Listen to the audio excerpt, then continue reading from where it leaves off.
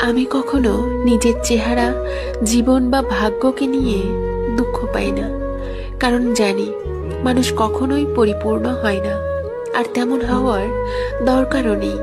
অনেকেই হয়তো নিজেদের নিয়ে হতাশ হয়, বদলাতে চায়, কিন্তু আমি বদলাতে চাই না। আমার যা আছে, যেমন আছে, সব কিছু নিয়ে আমি খুশি।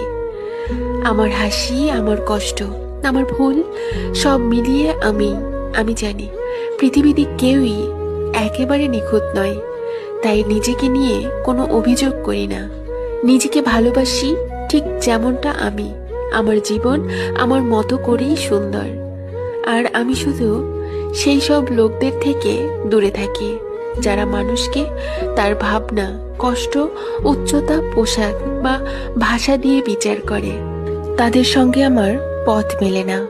আমি যেমন তেমনই ঠিক আছি।